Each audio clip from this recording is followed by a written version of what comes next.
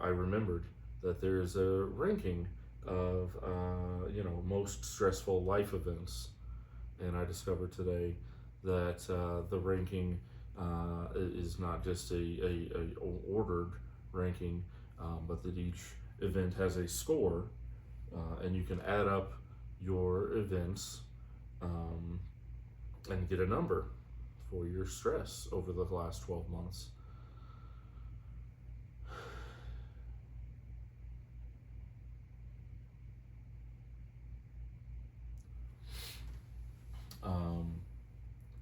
The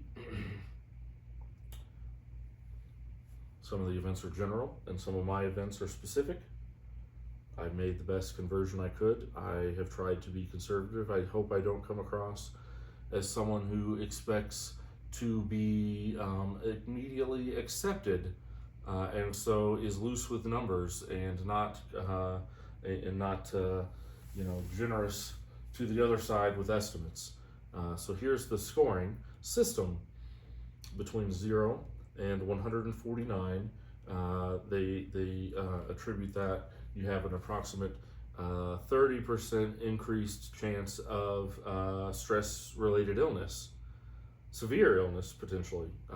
Likely is kind of the way they put it. Probably 0, your chance is less, but 149, there's still some. 150 to 299, you have a 50% chance of a potentially significant stress-induced illness.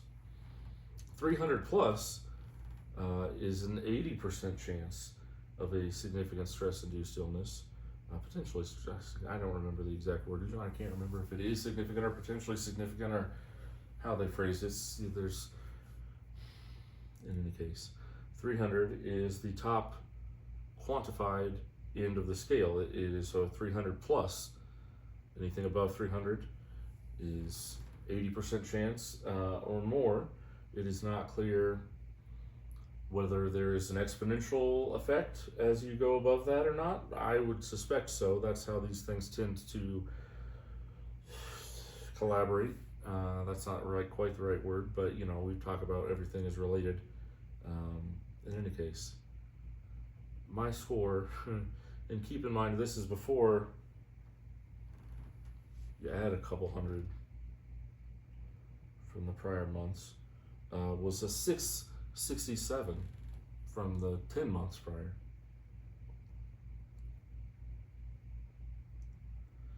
Maybe using a number will mean something. Examples don't seem to mean anything. And there is no prize for continuing to, at a completely impossible level of effort, do the minimum for any per reason, where the minimum is backwards, moving. I don't know. This is one of the concepts I wanted to get to.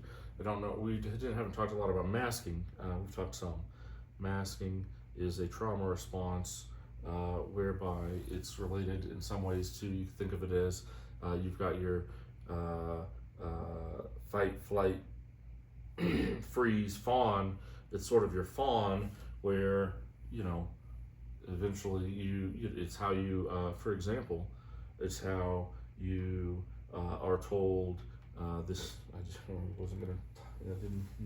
This isn't in my outline. If we're gonna talk about masking, we have to talk about this because it's clear. You're told by your group of friends. You experience your group of friends,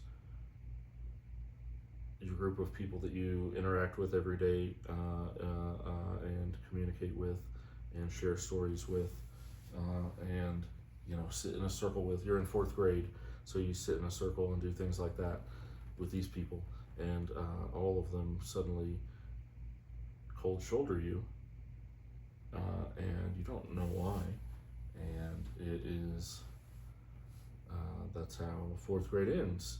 And sometime in 5th grade, one of them tells you, your birthday is in April. and we were going to do it for like a week or two as a joke, and then be like, haha, it's your birthday, happy birthday. And we just decided we didn't like you, so we kept it up, and we're going to keep it up. Was implied. He didn't say that, I don't think. And they did, indefinitely. And I moved on, and somebody, you go to middle school, and somebody after that, somebody tells you, you don't even look like you think about your clothes. And you're like, gosh, I have to think about my clothes? My mom tells me what clothes to wear. Why would I care about that? I care a lot about it now. It's important to me, but I didn't at the time, I suppose, very much. And so I thought, well, gosh, what kind of clothes am I supposed to wear? Who are the cool people? And it was, when did I start middle school? 1996? The cool people at my middle school, it seemed, were the skaters. So I begged and fought for black band t-shirts and the baggiest jeans my mom would permit me to own. I listened to different music, most of which I liked. I'd say most. I liked Rage Against the Machine. And I was called a poser every day.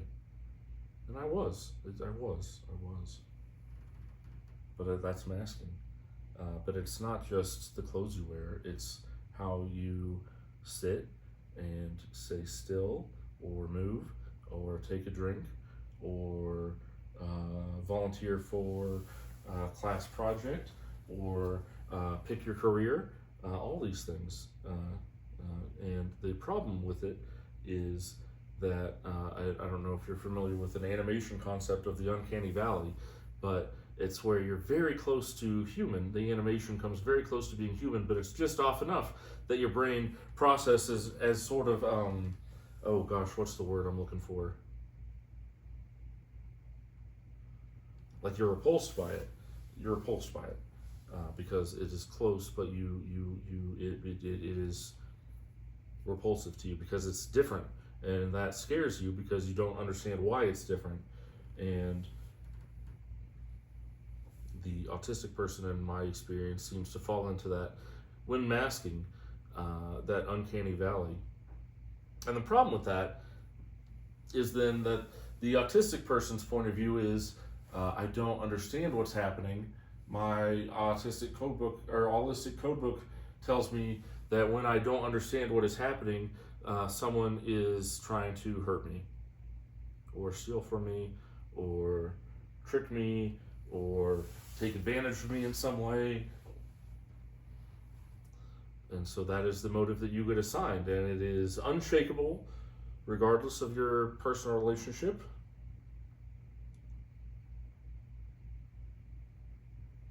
You have bad motive, or a bad person, if you exist at all. And when I say it doesn't matter the relationship, these are the people who have committed to you, in whatever way that means. But it's not like a casual relationship. It could be the wormhole related to the lack of code for respect, which, I've decided you can basically only exist as an object if you don't have the code for respect. In any case,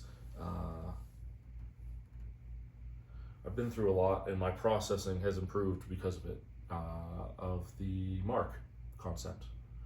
And by that, I mean my 4 pillars have improved. Pillars, I like that. I'm going to check the camera again. We are now back to where we left off yesterday. So after neurotype friction was supposed to come, how and why did I develop a new epistemology to understand autism?